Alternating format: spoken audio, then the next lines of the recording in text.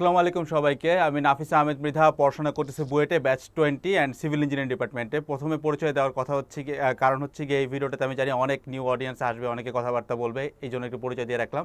আমি যখন আমার প্ল্যাটফর্মটা সাজাইছি, তোমরা যারা আমার প্ল্যাটফর্মের অ্যাকচুয়াল মোটোটা কেউ যদি কোনো দিন জেনে থাকো, সেটা হচ্ছে সংক্ষেপে সংক্ষেপে সব কিছু একখানেই।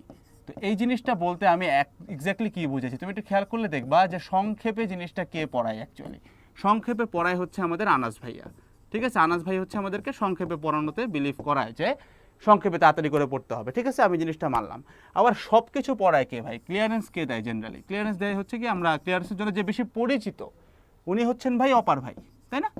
এইটা এবং একখানেই বলতে আমি বুঝেছি যে সব কিছু এখানে আছে। তো আমি চেষ্টা করছি যে দুজন থেকে আমার কাছে যেটা মনে হয়েছে অ্যাজ এ স্টুডেন্ট আমি যে বেস্টটা চাইতাম সেটা মিলে আমি আমার প্ল্যাটফর্মটা রান করছি। ঠিক আছে, এবং প্ল্যাটফর্মটার মোটোটা আমি এভাবে করে সাজাইছি যে সংক্ষেপে সব কিছু একখানে, এডিট করছে সংক্ষেপে সব কিছু একখানে। এটার কারণ হচ্ছে এইটাই যে আমি মনে করছি যে কোনো ব্যক্তি কেউ কোনোদিনও পারফেক্ট হতে পারে না এবং কাউকেই 100% গদবাঁধাভাবে ফলো করা কখনোই সম্ভব না, শুধুমাত্র নবী রাসূল ব্যতীত। রাইট, এটাই তো সিস্টেম।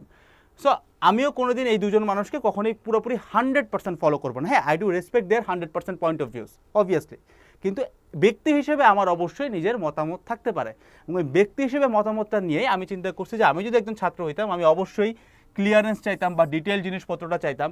আবার অ্যাট দ্য সেম টাইম আমি আমার জিনিসপত্রগুলো সংক্ষেপেও চাইতাম, সাজেশন বেসডও চাইতাম। এগুলা চিন্তা ভাবনা করে আমরা আমাদের যে কোর্সটা এই মুহূর্তে রানিং করছি এটার ভিতরে আমি এভাবেই সাজাইছি। যেমন এখানে তুমি দেখবা যে রেকর্ডের ওয়ান শট ক্লাস আছে। ঠিক আছে, এখানে রেকর্ডেড ওয়ান শট ক্লাস আছে যেগুলো হচ্ছে গিয়ে আমরা বলতে পারি যে ক্লিয়ারেন্স ক্লাস বলি আমি এগুলোকে, যেখানে হচ্ছে গিয়ে মনে করে একটা ক্লাস, যেমন নিচে ডেসক্রিপশন বক্সে ডেমো দেওয়া আছে, সিট তরিতের একটা ক্লাস 3.5 ঘন্টা, চলতরিত 3.5 ঘন্টা, ডিফারেন্সিয়েশন 5.5 ঘন্টা, নিউটনের মেকানিক্স 4.5 ঘন্টা। তো আমার কাছে মনে হয়েছে যে এই ক্লিয়ারেন্স ক্লাসগুলোতে আমি সব পড়াইছি, আবার অ্যাট দ্য সেম টাইম সংক্ষেপে পড়াইছি। আবার test paper solving live class আছে, এগুলো কিন্তু রেকর্ডেড ছিল 26টা, এটা কিন্তু ফিজিক্স আর ম্যাথের জন্য খালি। ঠিক আছে, আবার অ্যাট দ্য সেম টাইম আমি আবার এখানে সাজেশনও অ্যাড করছি, যেহেতু বললাম যে আমরা সংক্ষেপে রাখতেছি। সো সাজেশন আছে, এক্সাম আছে, রিভিশন ম্যাটেরিয়াল আছে। সো মোদ্দা কথা আমার প্ল্যানটা ছিল যে আমি এমন কিছু একটা বানাইতে চাই যেখানে আমি মোটামুটি এমন একজন স্টুডেন্টকে হেল্প করতে পারবো যে একটু কনফিউজ যে ভাই আমি কোথায় যেতে চাই, এবং সে মোটামুটি বুঝতে পারতেছে যে এখানে এই জিনিসটা ভালো, এখানে এই জিনিসটা ভালো, এবং কেউ 100% ভালো হতে পারে না। In fact to be noted also, আমি যে জিনিসটা বানাইছি এইটা যে একদম 100% ফ্ললেস হবে এটা বললে কিন্তু পুরোপুরি মিথ্যা কথা হবে। কোনো কিছুই পৃথিবীতে 100% ফ্ললেস হইতে পারে না, সব কিছুই একটু না একটু হইলেও কিছু না কিছু জায়গায় ভাই ইমপারফেক্ট হবেই।